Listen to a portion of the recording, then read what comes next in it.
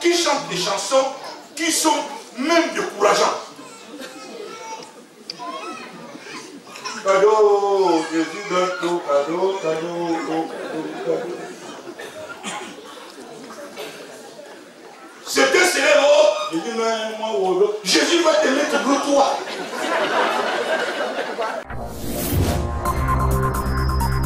Dieu mange. Il mange. Comme toi, comme moi, il mange. Dieu mange. Amen. Regarde ton voisin, Dieu mange aussi. Il a mangé. Après avoir mangé à table avec Abraham, il a demandé à ce monsieur, où est Sarah? Est-ce qu'il a dit Sarah là? Que Sarah, l'année prochaine, je reviendrai. Sera enceinte. Parce qu'il avait mangé. Il était content. Et il a commencé à enlever un peu de petites viandes sur ses dents. Et il a demandé à Sarah Théo, demain, Sarah a 90 ans. Dieu lui dit l'année prochaine, parce que j'ai bien mangé. L'année prochaine, je reviendrai. Sarah a dit, si c'est la bouffe qui te fait parler, mon ami, il faut continuer ta route tranquillement. Dieu ne dresse pas la table chez n'importe qui et n'importe comment. Parce que ce Dieu-là, donne-moi un bon ami très fort. Dieu ne dresse pas les choses dans la vie des gens pour dresser. Nous, Dieu a dressé l'échelle dans la famille d'Abraham, où Jacob a vu l'échelle dressée dans son sommet, les anges montaient et descendaient. Dieu n'a pas dressé cette échelle-là pour aider la famille d'Abraham. Non, la famille d'Abraham a prouvé à Dieu, à partir d'Abraham lui-même, en posant des actes. Abraham, c'était un investisseur du royaume. C'est un poseur des actes, un consulteur des autels. C'est un homme qui a posé des actes jusqu'à sacrifier son unique enfant à Dieu. Dieu lui demande son enfant unique. Abraham dit, je te le donne.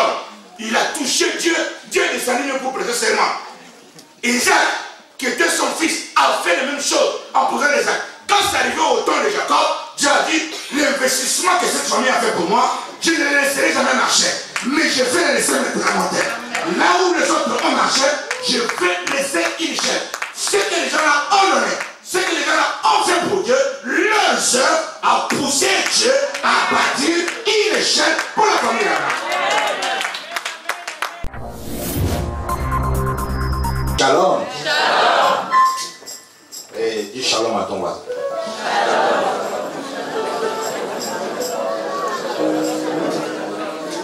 Le thème de la prédication, c'est que Dieu va dresser une table en face de tes adversaires.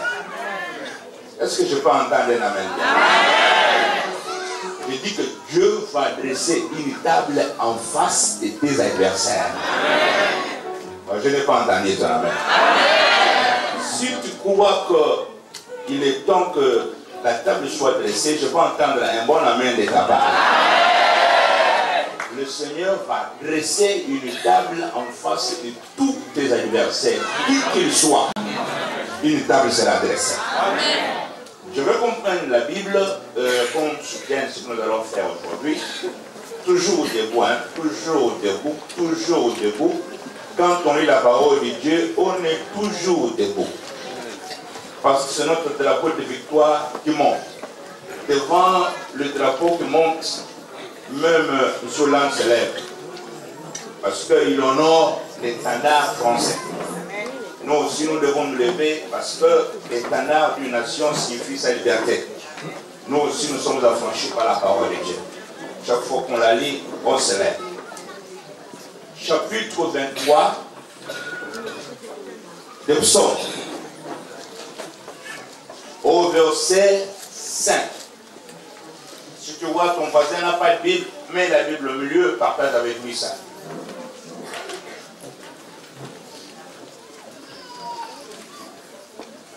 Je veux parler de ça parce que dans la semaine, nous avons parlé, nous avons détruit beaucoup de choses et que nous allons continuer à détruire encore. Est-ce que je peux lire? Je lis au nom de Jésus. Amen. Tu dresses devant moi une table en face de mes adversaires. Tu induis ma tête et ma coupe déborde. Quand on lit la parole de Dieu, on dit Amen. Amen. Je veux reprendre. dresse devant moi une table. En face de mes adversaires, tu indules ma tête.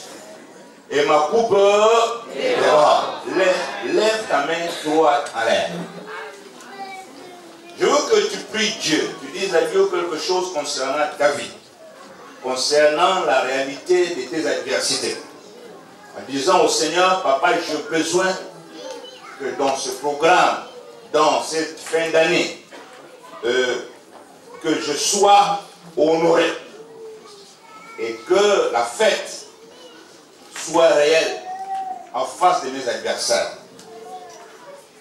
Et que tu me parles et que tu dises quelque chose pour moi. Et que tu m'ouvres l'intelligence pendant ces quelques minutes où je suis dans ta présence. Élève la voix, parle au Seigneur. Jéhovah, je bénis ton nom ce matin avec ce peuple. Je bénis ton nom ce matin parce que tu es le véritable Dieu qui a permis encore que nous soyons dans ta présence. Je voudrais que tu manifestes ta grâce pendant ce petit moment que je vais partager avec ton peuple. Et que tu nous ouvres davantage notre cœur pour recevoir ta parole. Que cela soit ainsi. Au nom de Jésus, nous disons Amen 3 fois. Amen, Amen, Amen. Dieu vous bénisse. Asseyez-vous, s'il vous plaît.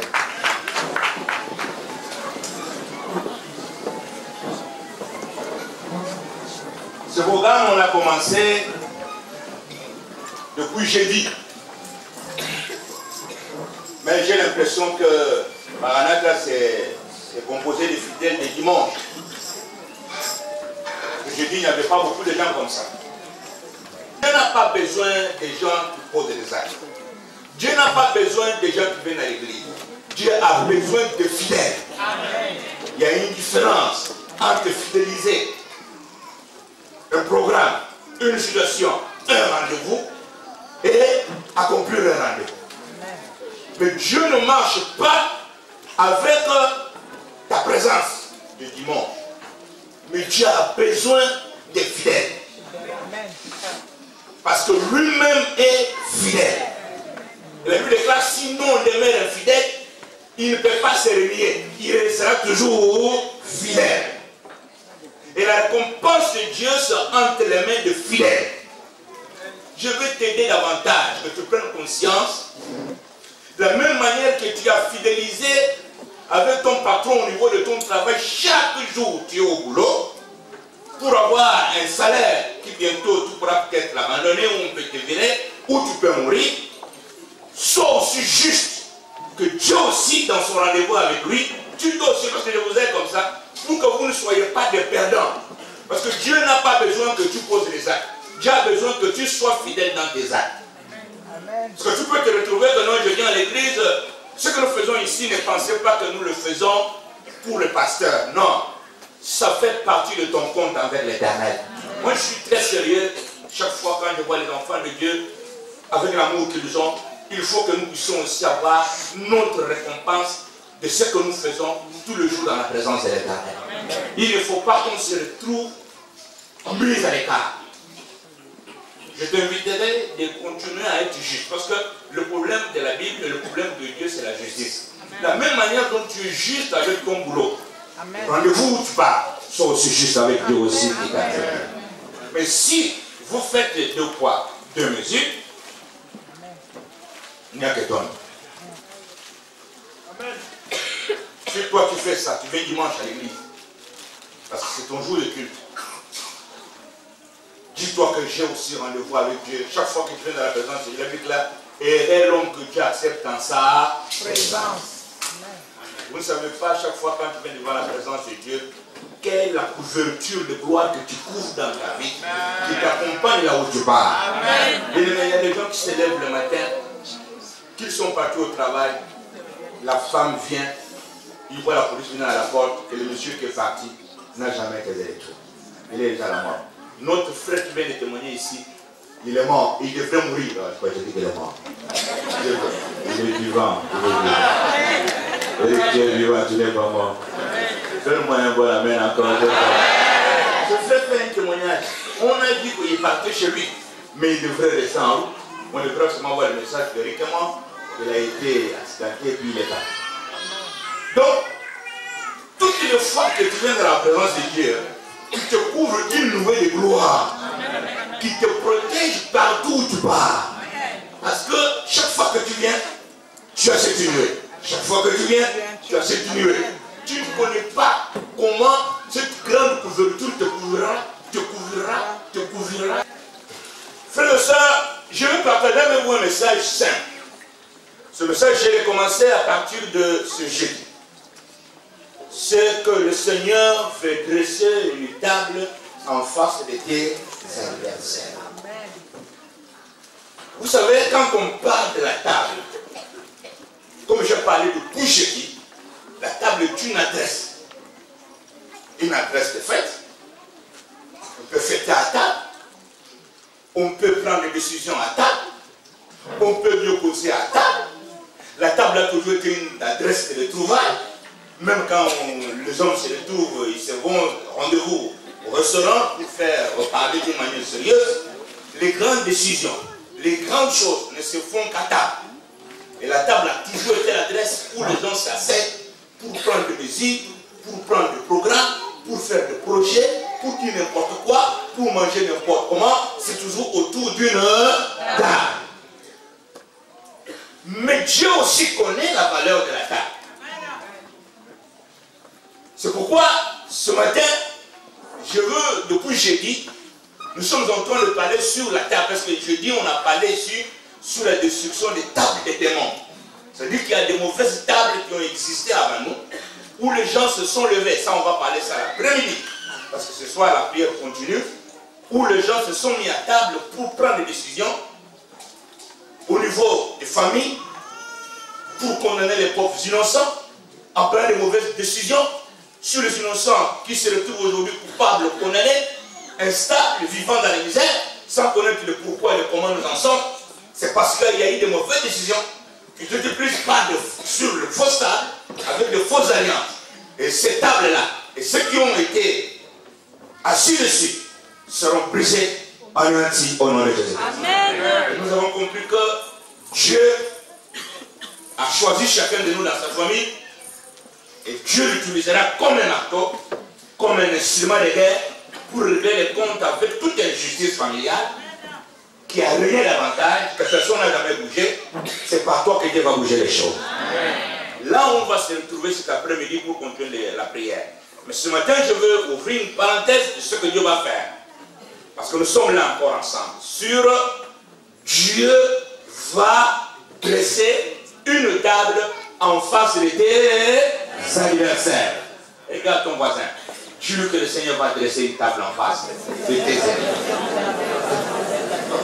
C'est-à-dire que même tes ennemis au travail, même tes ennemis dans le quartier, même tes ennemis qui sont tes voisins, même les ennemis de ta famille, Dieu va dresser une table en face de tes adversaires.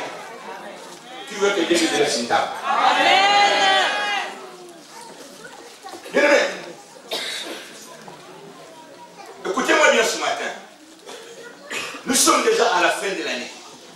C'est une fin de l'année où les fêtes ont commencé et tout le monde est commencé, tout le monde est mobilisé pour la fête de fin d'année, les fêtes de fin d'année, le 1er, le 25, tout ça, et toutes les industries et tous ceux qui savent se préparent pour les grandes fêtes. De la même manière dont tu vois les gens se préparer pour les grandes fêtes ici, même la nuit, le monde spirituel se prépare aussi pour de grandes fêtes. Amen. Et dans la fête que ces gens se préparent, ils ne se préparent pas à fêter avec le poulet ou avec le mouton ou la chèvre ou quoi que ce soit.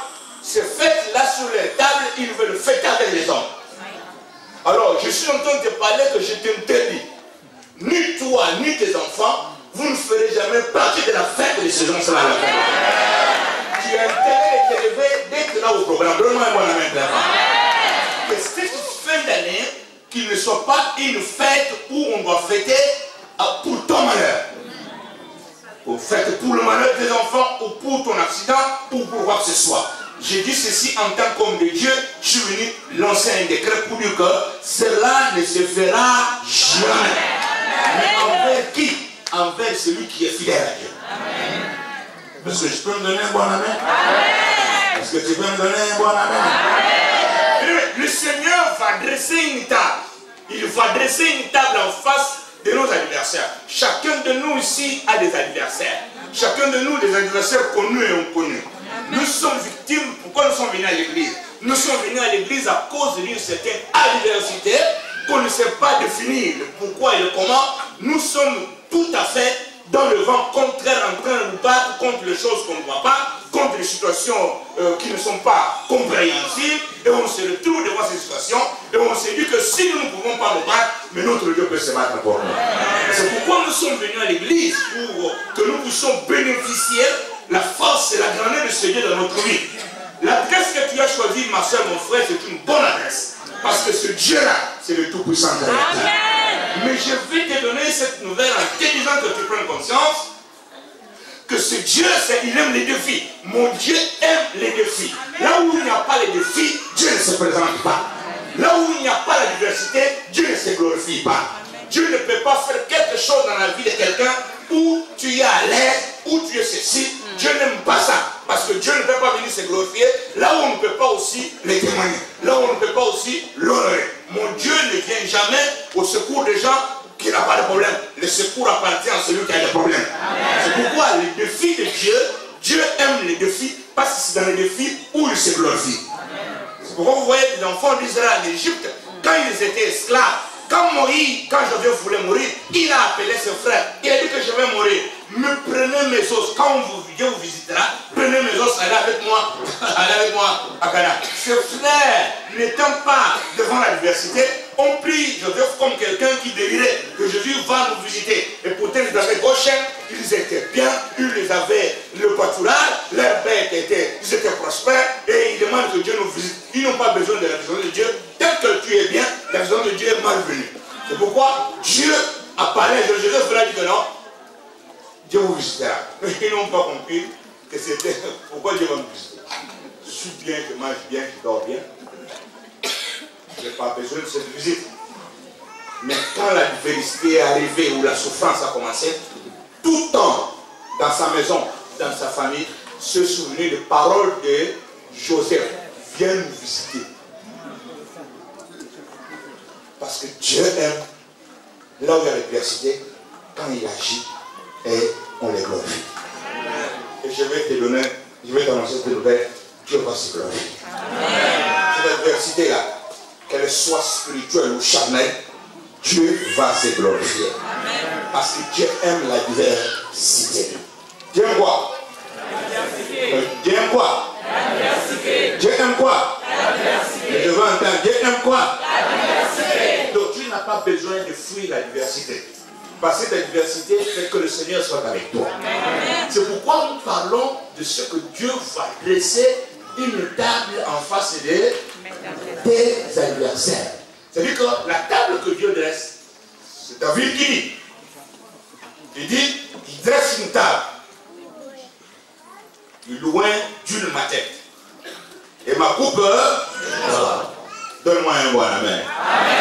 Bien, notre Dieu, c'est un dresseur de table. Mais Dieu ne peut pas, la table que David parle, ce n'est pas une table de malheur, c'est une table de bonheur. Parce qu'il n'y a pas quelqu'un dans la Bible qui s'est créé une forte adversité, qui était un véritable guerrier, qui se battit contre tout l'entourage d'Israël et qui est sorti vainqueur comme David. C'était le seul roi qui se battit toute sa vie. Il s'est battu toute sa vie pour la conquête du territoire. Et dans tous les combats que ces garçons-là ont fait, il est sorti vainqueur. Il n'a jamais été battu. Et il donne maintenant la version véritable que dans cette victoire, dans toute cette adversité que les gens sont avec moi, mon Dieu a dressé une table en face de mes adversaires. Écoutez-moi bien, Église. Notre Dieu, c'est une table de fête. Dis avec moi la table de fête. Très fort, la table de fête. Et ce Dieu-là, c'est qui? Il est le roi de rois et le Seigneur de Seigneur. Vous croyez que Dieu peut dresser une table pour n'importe qui? Et n'importe comment. Hein? Dieu va dresser une table parce que tu es qui? On dresse. Dieu, c'est un roi de rois et le Seigneur de Seigneur. C'est un grand, il a créé les cieux et la terre. Vous voyez Dieu venir dresser une table dans la vie de tout le monde. Dresse ma table, dresse ma table. Oh non, c'est pas possible ça. Non, mais il y a des gens qui croient que non, Dieu peut venir dresser la table, le grand Dieu tout puissant. Vous avez suivi en Israël, ici il y a 4-5 jours aussi, qu'il y a eu un événement qui s'est passé en Israël. Une grande nuée s'est faite, les trompettes ont commencé à sonner. Il faut faire attention parce que la situation n'est pas à la blague. C'est une situation qu'on doit prendre au sérieux, que le trompette d'arrangement des grands rois est en train de sonner pour le lever du grand maître.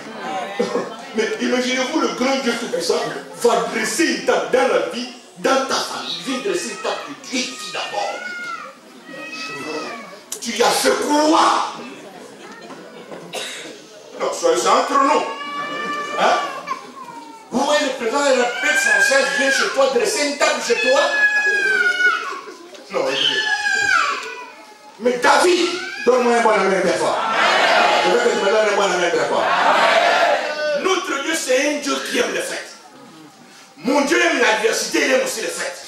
Quand David dit ça, David ne dit pas les choses au hasard. David connaît ce que ce Dieu est capable de faire. David est un homme selon le cœur de Dieu. David, c'est un investisseur du royaume de Dieu. C'est un homme acquis pour le Seigneur dans toute sa vie, c'est monsieur. C'est un investisseur dans le royaume de l'Éternel. C'est un homme qui sait poser des actes avec Dieu. Et notre Dieu, frères et sœurs dans le Seigneur, il aime le faire. Parce que quand tu es malheureux, Dieu n'est pas d'accord. Dieu n'aime pas quand tu échoues. Dieu n'aime pas quand on t'a vaincu. Dieu n'aime pas quand tu pleures. Dieu aime toujours que quand ses enfants sont dans la joie, il dit qu'il ne se fatiguera jamais. Tant que tu n'es pas heureux, lui ne sera pas aussi heureux. Mais Dieu n'est pas obligé de faire n'importe quoi dans la vie de n'importe qui. Je vais vous aider. Parce que j'ai besoin de vous aider. C'est mon devoir de vous aider. Et je veux le faire. Pour que vous ne soyez pas dans l'oubli de la réalité. Bien aimé, Dieu va dresser une table. Notre Dieu aime la fête. Dieu aime la fête. Et Dieu aime manger. Cette table-là, David n'était pas seul. Dieu était avec lui. Bien aimé, Dieu, la table là, quand on met la table, c'est pour manger. C'est pour faire quoi? C'est pour faire quoi? C'est pour faire quoi? Il faut le faire de notre Dieu mange. Dieu mange. La première histoire de Dieu, c'est dans Genèse 18, où Dieu est descendu pour aller à Sodome et Gomorrhe. Quand il est descendu pour passer chez Abraham, Abraham l'a vu. Abraham l'a reçu chez lui. Il a dressé une table pour Dieu. Il a préparé un bon mouton et Dieu a mangé. Dieu a mangé. Dieu mange. Il mange. Comme toi, comme moi, il mange. Dieu mange. Amen. Regarde ton voisin, Dieu mange aussi. Il a mangé. Après avoir mangé à table avec Abraham, il a demandé à ce monsieur, où est Sarah? Et il a dit Sarah est là. Et Sarah dit, l'année prochaine je reviendrai. Sarah enceinte. Parce qu'il avait mangé. Il était content. Et il a commencé à enlever un peu de petites viandes sur ses dents. Et il a demandé à Sarah Théo, demain, Sarah a 90 ans. Dieu lui dit l'année prochaine, parce que j'ai bien mangé. L'année prochaine, je reviendrai. Sarah a dit, si c'est la bouffe qui te fait parler, mon ami, il faut continuer ta route tranquillement. Dieu a regardé Sarah et a dit, tu te moques de moi. Il dit, non, il a dit que l'année prochaine, ce n'est pas encore la fête de la foi ou parce que tu n'as pas cru. Non. Quand l'acte est posé, la solution est ouverte. Dieu mange. Il a mangé. Dieu aime la fête. Notre Dieu aime la fête. Il a mangé. C'est pourquoi le premier miracle de Jésus-Christ de Nazareth, il a fait dans la fête. C'est la fête de Marie. Il a transformé l'eau en vin. Les gens ont vu, c'est le premier miracle. C'était dans la fête. Et le dernier miracle de salut des hommes, c'est dans la fête de Pâques. Et puis qu'il aime les fêtes. Il a fait le meilleur miracle. La fête des Cana. Et il a sauvé les gens dans la fête des Cana. Donc Dieu aime les fêtes. Dieu aime manger. Dieu aime les fêtes. Est-ce que tu veux donner un bon amen? Mais avant de mourir, il était à table avec ses disciples. Là où ils ont partisé, ils ont fait l'alliance.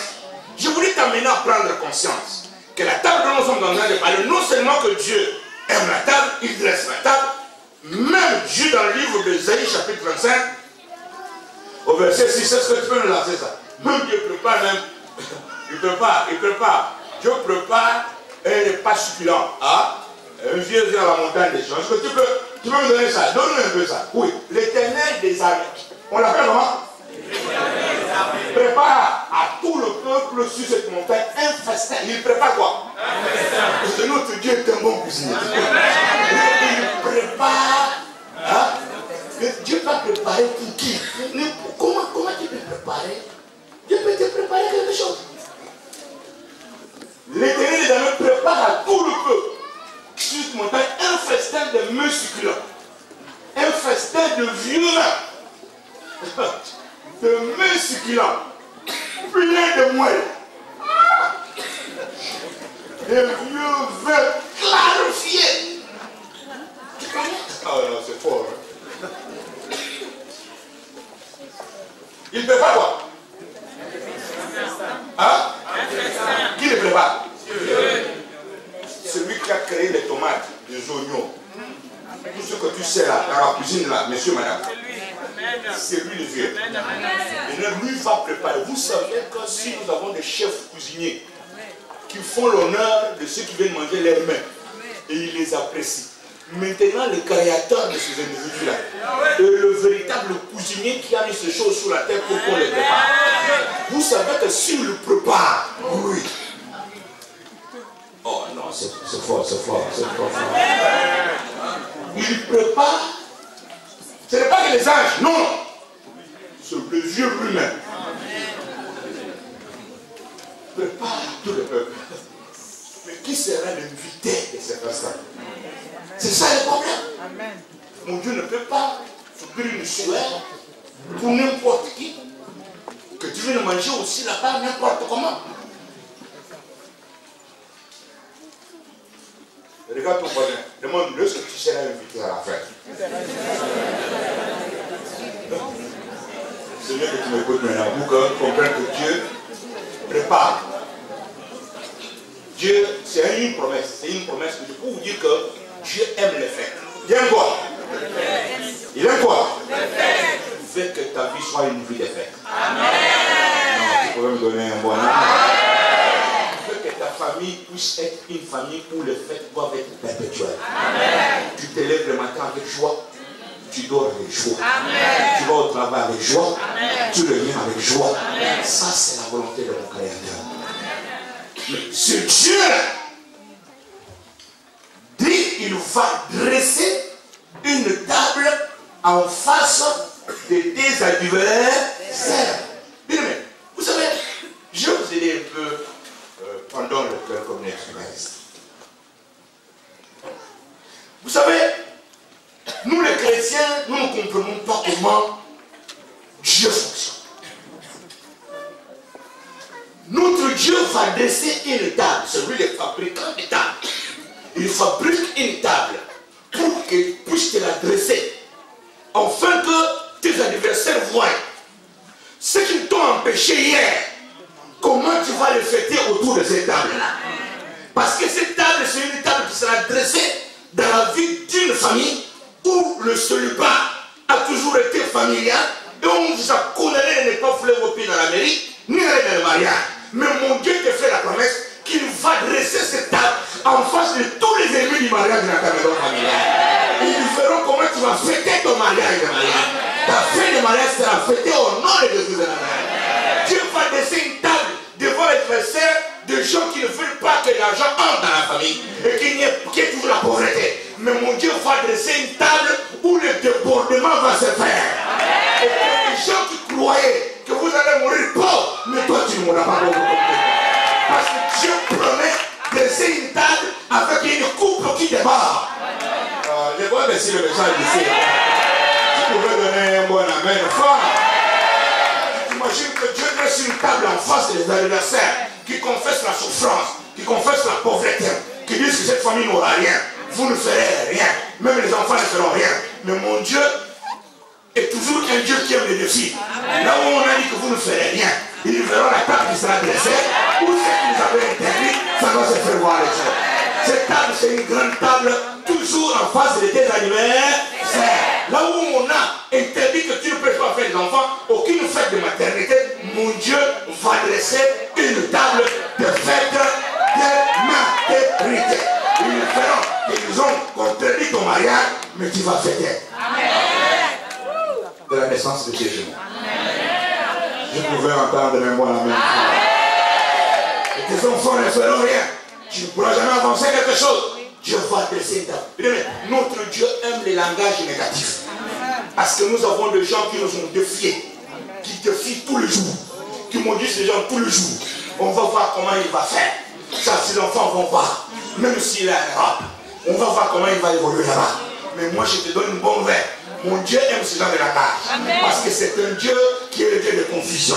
Et il va dresser une table en face de ceux-là qui t'ont dit qu'on verra. Ils n'ont pas le monopole de composer le verbe voir. Ils vont voir comme ils vont voir.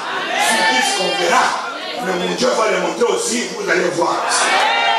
Là où la table était condamnée, la table sera dressée.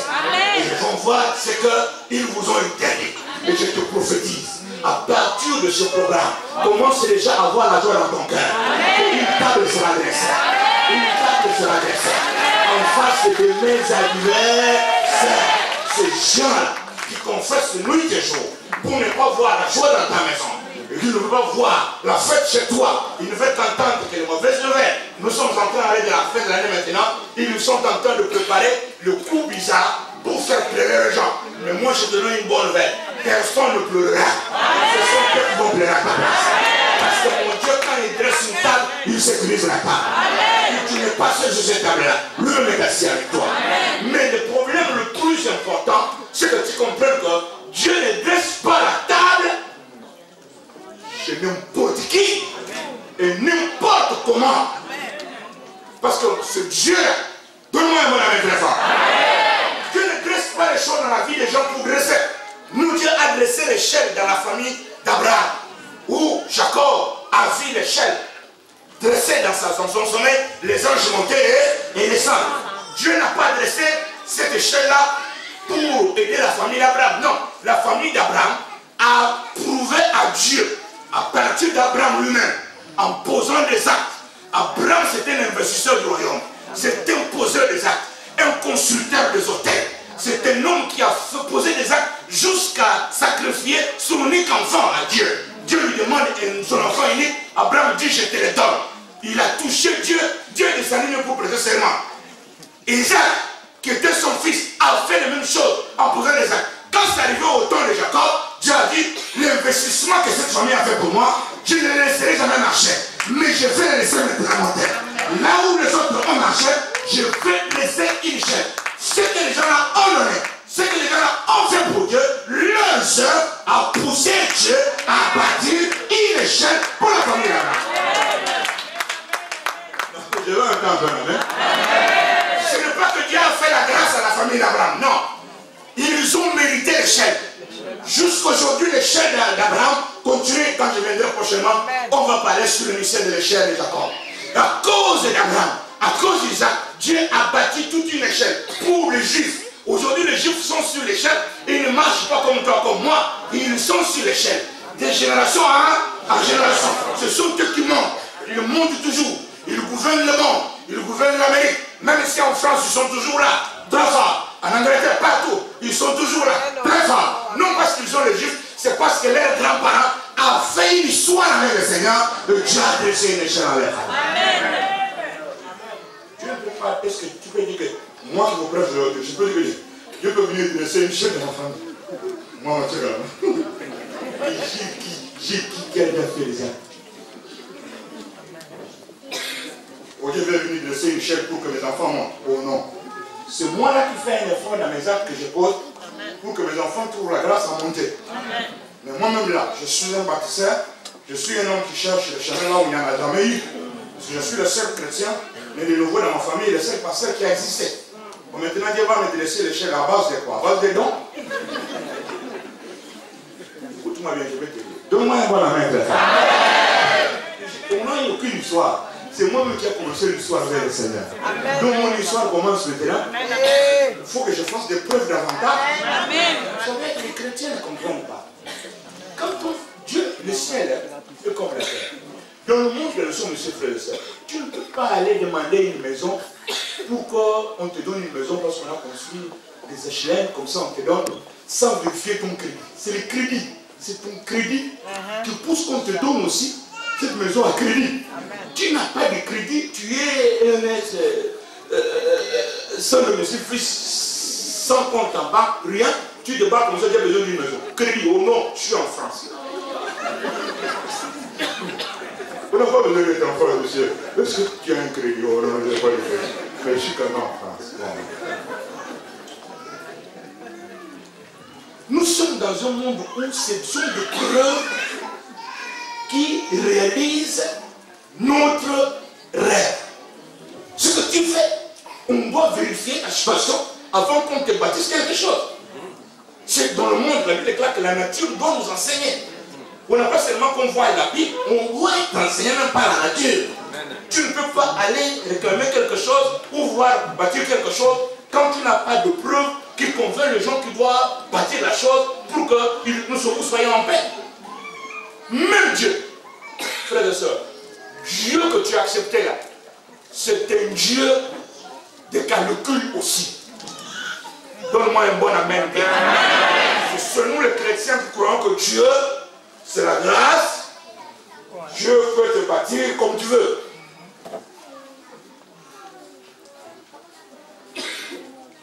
C'est la grâce. Et depuis que c'est grâce, on t'a bâti combien? Je veux te dire, c'est la grâce,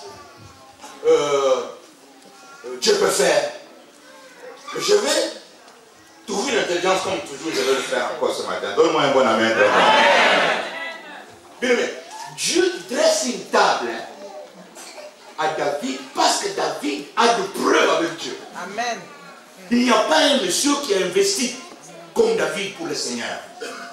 Dans le verset qui suit là, il dit que le bonheur et la grâce m'accompagneront tous les jours de ma vie. Et j'habiterai dans la maison de l'Éternel jusqu'à la fin de mes jours. Donc c'est un monsieur qui connaissait ce que c'est, ce Dieu-là, comment il est capable d'agir envers ceux qui investissent pour son royaume. Dieu ne peut pas dresser une table pour n'importe qui, n'importe comment. Il faut que tu aies de preuves pour que le grand roi des rois, le Seigneur des seigneurs, dresse la table. Enfin, pourquoi nous souffrons dans nos églises ici? C'est parce que nous n'avons pas compris que le royaume de Dieu, le royaume des cieux, c'est un royaume des investisseurs. Amen. Non, je n'ai pas entendu. Amen.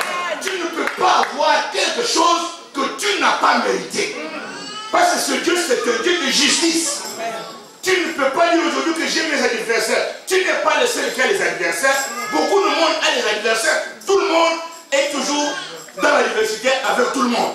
Mais tu crois que toi, ton adversité sera plus forte que l'autre sur quelle base pour qu'on intervienne en ta faveur. Nous avons développé un certain esprit dans nos églises ici pour qu'on comprenne que non. Bien, Dieu veut que tu fêtes. Dieu veut te dresser une table de fête. Une table de grandeur. Quand un grand te dresse une table, tu deviens grand automatiquement. Un grand ne peut pas dresser une table pour que le petit reste petit. Quand le grand t'élève, te fait asseoir à la table, c'est que ta vie a changé. Je crois que quelqu'un pourrait me donner un bon amen. Quand on élève un petit, on lui donne la place à la table par un grand, cet homme change de statut. Mais Dieu ne peut pas le faire n'importe comment. Quand David dit que Dieu a dressé la table en face de la défaite, David connaissait ce qu'il a fait.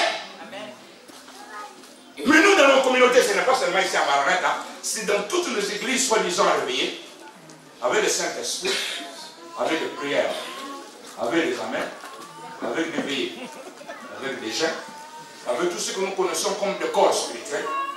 Mais vous allez voir que la grandeur n'est pas la part de ces gens-là. Non parce que Dieu ne voit pas, mais Dieu est juste. Dieu voit tout, mais il n'est pas obligé de tout faire. Quand il a dit à David, David, je vais te dresser une table, Dieu me dresse une table. Dieu n'est pas venu faire faveur à David. Dans nos communautés, nous souffrons. Pourquoi? C'est parce que nous avons un problème d'investir dans l'Orient. Tout ce que tu fais ici, tu ne le fais pas pour le lait. Tu fais ça pour ta propre famille, afin que la table soit dressée en baptême. Tu ne le fais pas pour le pasteur. Tu ne le fais pas pour Dieu. C'est ton investissement que tu mets sur le spirituel, parce que la Bible déclare qu'on ne se moque pas de Dieu. Tout ce que l'homme aura semé, il va le moissonner. Donc tu ne peux pas ne pas vivre la grandeur par rapport à ce que tu as fait aussi. Mais vous savez, dans nos communautés ici, dans toutes nos communautés ensemble que nous sommes dans la loi de la grâce et de la gratuité. Et nous espérons des choses d'une manière gratuite. Et nous avons des chanteurs qui chantent des chansons qui sont même décourageantes. Cadeau, Jésus donne tout, cadeau, cadeau, cadeau. C'était célèbre.